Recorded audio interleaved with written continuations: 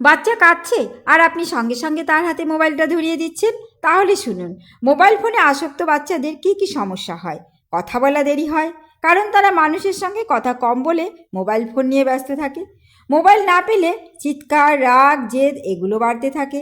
দীর্ঘ সময় স্ক্রিনে তাকিয়ে থাকলে চোখের সমস্যা, ঘুমের সমস্যা, এমনকি স্থূলতাও হতে পারে।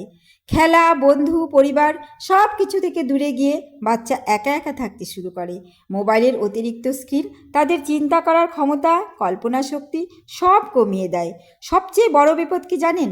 আপনি ভাবছেন আমি তো শুধু একটু সময়ের জন্য মোবাইল দিচ্ছি, কিন্তু সেই একটু সময়ই আস্তে আস্তে অভ্যাস, আসক্তি, সমস্যা হয়ে দাঁড়ায়। তাহলে কি করবেন?